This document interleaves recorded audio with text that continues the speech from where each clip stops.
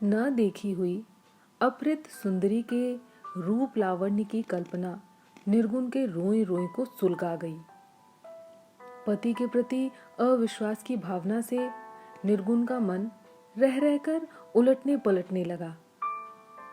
राम जाने क्या होगा। उस मियंटी मोहिनी के प्रेम जाल में फंसकर मोहन कहीं अब उसका खर्चा पानी न बंद कर दे, या कहीं सदा के लिए उसका साथ न छोड़ दे। इस आशंका ने एक ओर तो निर्गुनिया के दिल को दहलाया और दूसरी ओर से उसे एक प्रकार की मानसिक राहत भी मिली। मोहना अगर उसे मुक्त कर दे तो वह अपना जीवन आजादी से सहज भाव से आरंभ कर सकेगी।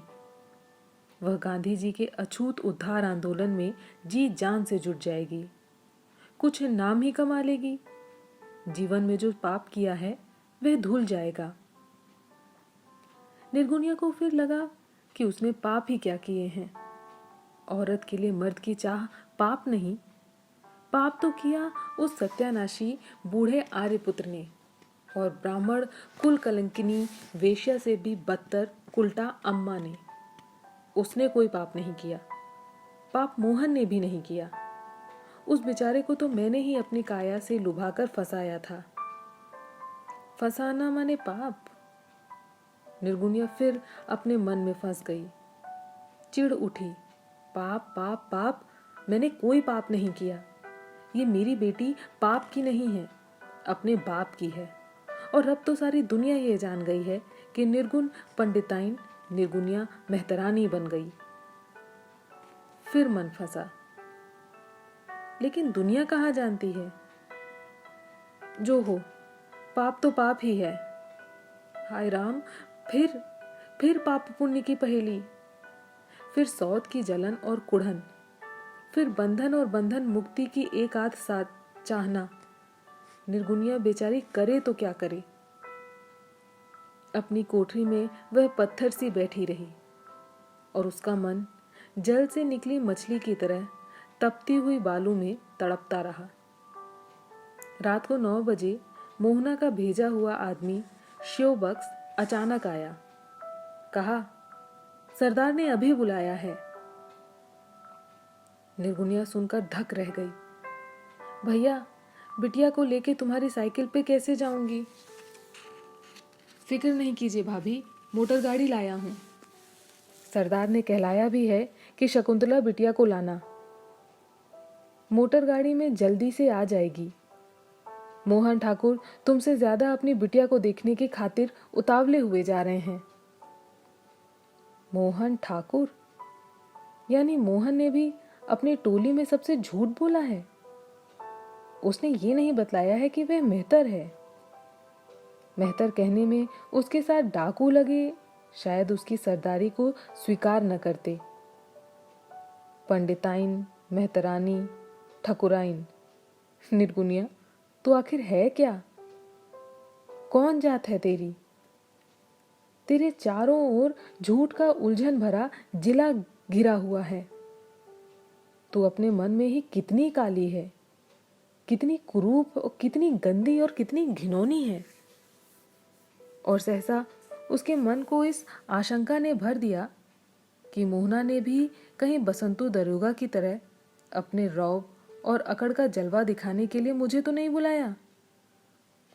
वह उस पकड़ी हुई मियंटी के साथ ही साथ उससे खिलवाड़ करने की बात तो नहीं सोच रहा होगा। अगर ऐसा हुआ तो मैं क्या करूंगी? बसंतु को धोखा देकर चली आई थी, पर क्या मोहन को भी, जो उसका पति है, माना हुआ पति है, उसी प्रकार से धोखा दे सकेगी? नहीं, मोहन से वह डरती है। वह जो चाहे सो करे, पर उसका मन कहता है कि वह ऐसा नहीं करेगा। इस विश्वास के पीछे एक ओर जहां उसे अपनी विवशता का अनुभव हुआ, वहीं दूसरी ओर काया में काम स्फुरण भी होने लगा। पाप है उसका काम के प्रति आकर्षण। इस विचार के उत्पन्न होते ही उसका संपूर्ण मन खींच उठा। छावनी से कुछ मील दूर बेहड़ के पास ठाकुर हरिवंश सिंह की हवेली में मोहना का पड़ाव था। पड़ोस के एक पुराने खंडहर में उसके दिल के लोग छिपे थे। मोहना के कमरे में अकेले ही बैठा हुआ सिगरेट पी रहा था। निर्गुनिया और शकुंतला को देखकर उसकी आंखें चमक उठी। लपक कर उठा और सोती हुई बच्ची को अपने हाथों में ले लिया। हाय, कैसी प्यारी प्यारी है, हूबहू तुम्हारी सूरत है। शकुंतला बाप की बाहों में पड़ी पड़ी सो रही थी। उसे लेकर वह लैंप की रोशनी के पास आया और फिर रीझी हुई आंखों से उसे देखने लगा। फिर कहा, तुम्हारी बदौलत मैं बाप बन गया। सुनते ही निर्गुनिया के मन के सारे पाप खुशी के मारे पुण्य बन गए। पिछले 4-5 घंटों का मानसिक उहापोह जादू सा विलीन हो गया। मन में सुहाग का गर्व जागा। बोली, तुमने तो कल शहर के मुसलमानों से बड़ा जोरदार बदला लिया। स्वामी जी बताते थे कि बड़ी तारीफ हो रही है तुम्हारी। अरे तारीफों बुराइयों की, मुझे तो गुस्सा तब चढ़ा जब सुना कि कैंडलगंज की मेहतर टोलियों में आग लगाई गई है। मेरी माई मरी तो साली मर गई, अच्छा ही हुआ। सुनते हैं कि वह पी के पड़ी थी, घर से निकल ही नहीं पाई, जलकर मर गई।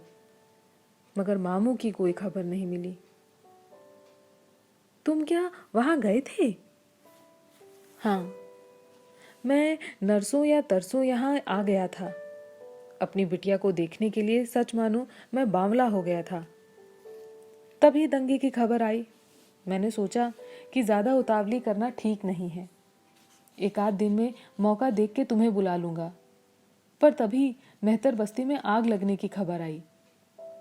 मैंने साथियों से कहा कि इस साले बलिस्टर और कुतवाल को बाप दादों से भी गू का टोकरा न उठवाया तो मेरा नाम मोहन नहीं। इन दिनों दोनों ने ही मिलके हमारी हिंदू जाति को घास पात की तरह कटने पर मजबूर कर दिया है। साले कुतवाल को तो डीआईजी पुलिस ने बुलवाया था। मैंने सोचा कि इस बलिस्टर की बलिस्टारी ढीली कर दूं। 25-30 हजार के जेवर लूटा है वहां से।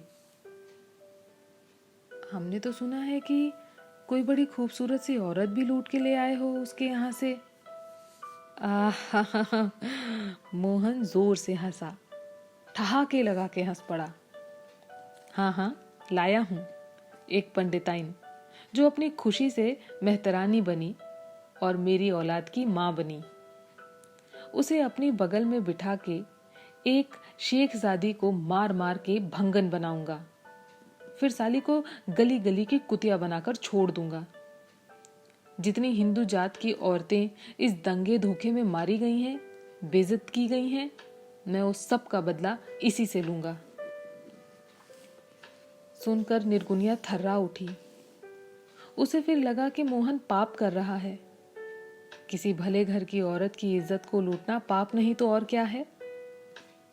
लेकिन यह पाप पुण्य की व्याख्या स्कॉच विस्की के दौर में बह गई। मोहना फिर पति बनकर उसकी चेतना में समा गया। मोहना का निश्चल प्यार उसे फिर से पत्नी भक्त प्रियतम की पतिव्रता सती बना गया। वह भूल गई कि उसने कोई पाप किया है। नशे की तरंगों में झूल रही थी। संतोष के अपार धन से समृद्ध वह उस समय प्रिय की प्यारी अखंड सौभाग्यवती थी। पति पत्नी और संतान, सब कुछ कितना सुंदर, कितना पुनीत है। नहीं नहीं, निर्गुनिया अब भी इस पाप ताप के प्रपंच में नहीं पड़ेगी। उसकी कोई जाति नहीं है। बड़ी बड़ी जातियों वाले लोगों के संबंध में भी यह नहीं कहा जा सकता कि वे सब के सब शुद्ध रक्त हैं। सभी सुप्रतिष्ठित, क्या केवल पुण्य की ही संतानें हैं? उल्टा अम्मा, उसकी कौन सी संतान सनातन उनके पति रूप पुष्प से उत्पन्न हुई है और कौन उनके यारों की है? कितने ही घरों में स्त्रियां जाति विजाति के पुरुषों से छुपकर संसर्ग करती हैं। सप्रतिष्ठित ब्राह्मणियों, छत्राणियों, वैश्य स्त्रियों के गर्भ से उत्पन्न होने वाली सबके सब संतानें क्या ब्राह्मण क्षत्रिय वैश्य वीर से ही उत्पन्न होती हैं?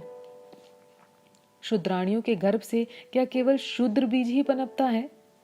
स्वयं उसका पति यह मोहन एक कुंवारी मेहतरानी के गर्भ से उत्पन्न एक ठाकुर की संतान है।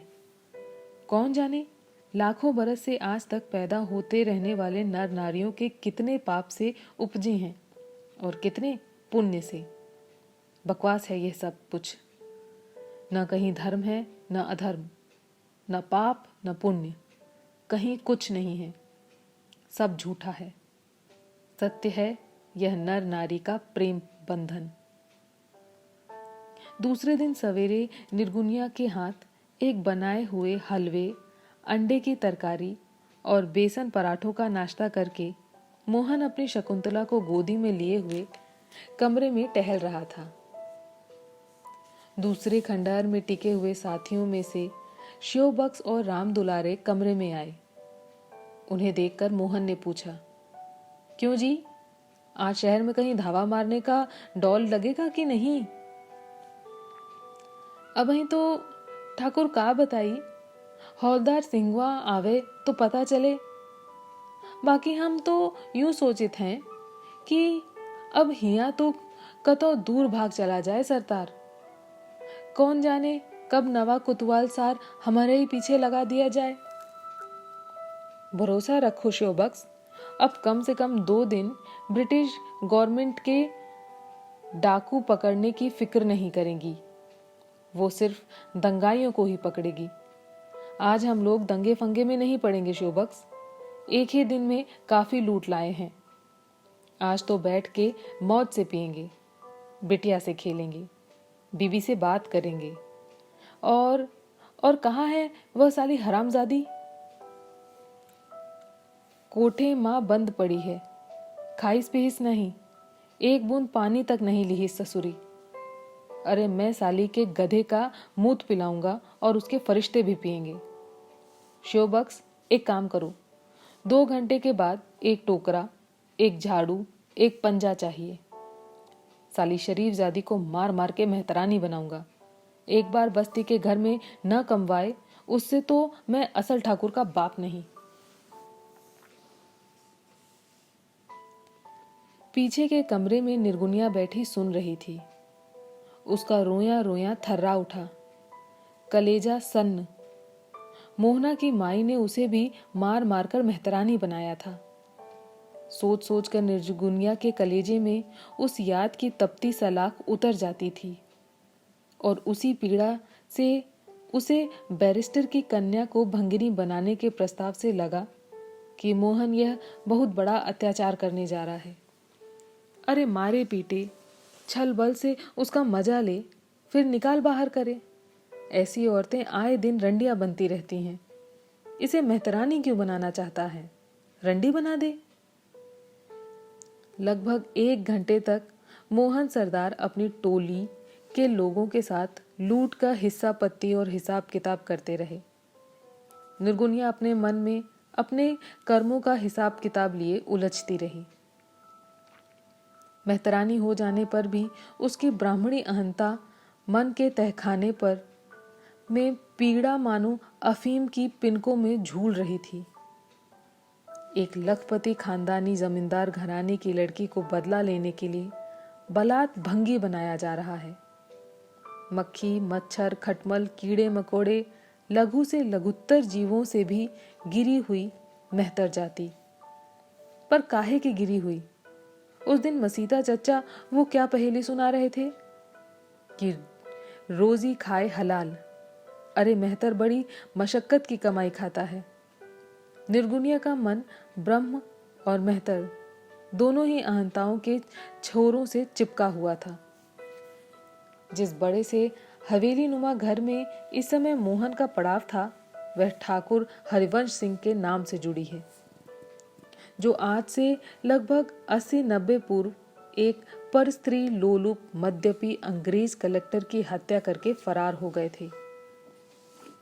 अंग्रेज सरकार ने, उनके घर वालों ने गिन गिन कर बदले लिए। तब से यह हवेली सूनी पड़ी है। यशस्वी तेजस्वी ठाकुर साहब के खेत बगीचे आदि सब कुछ उजाड़ कर जंगल बना दिया गया और वह जंगल अब नदी की उस खादर का ही एक भाग बन गया है। बादशाहत के दिनों में यह बेहड़ कभी विद्रोही हिंदू जमींदारों की शरणास्थली बना था और अब डाकुओं की। उसके पास ही एक और बड़ा भारी शाही वक्तों का खंडहर भी पड़ा है, जिसकी ऊपरी ध्वज ज्यों का त्यों बनाए रखने कर ही मोहन की टोली वालों ने उसके तहखाने साफ कर लिए हैं। उनका स्थायी डेरा वही है। लूटपाट के जीवन में जब भी कभी घर की चाहना होती है तो ये बेघर के लोगों इन्हीं तहखानों में घर का सा चैन पाते हैं। 3-4 पतुरियां और नचनिए लौंडे बुला लिए जाते हैं। खा पी के मौज उड़ा के नए मुहिम के टोप पाके फिर चल देते हैं। वहीदा डाकू के समय कि अब केवल 4 लोग ही बचे हैं। जब वहीदा मुहिम पर मारा गया और मोहन के हौसले ने हारी बाजी जीत कर दिखला दी तो टोली में बहुतों ने धीरे धीरे करके उसका साथ छोड़ दिया। 4 दिन के आए हुए नए लड़के की सरदारी बहुतों को खल गई थी। साला बैंड मास्टर के यहाँ नौकर था, जरूर ही डोम भंगी रहा होगा, क्योंकि बाजे बजाने का काम इन्हीं लोगों में है। लेकिन मोहन के हिमायती यह तर्क देते कि साहब के यहाँ एक बावर्ची काम करता था। साले अंग्रेज भी मेहतरों से अपना खाना नहीं पकवाते। मोहन ने भी इन गुपचुप सरगर्मियों का पता पा लिया। अपने जन्म का अर्ध सत्य उद्घाटित किया। उसने यह तो बतलाया कि वह उच्च वंश के ठाकुर का बेटा है, किंतु यह कभी उद्घाटित न होने दिया कि उसकी मां मेहतरानी है। मोहन ने अपने ठाकुर होने के साथ ही साथ लूटपाट की योजनाओं में बड़ी तेजी से सफलता पाई। शोबक्स और राम दुलारे उसके भरोसे के जासूस थे।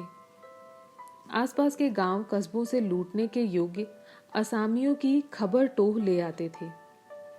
मोहन बिजली की तरह छापे मारता था।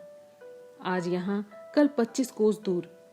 यह पता नहीं चलता था कि अब वह कहां है और किस समय लूटपाट करेगा और फिर कहां चला जाएगा। उसकी इस जादुई फुर्ती और सुनिश्चित योजनाओं के कारण कुछ पुराने साथी उससे बेहद जलते थे।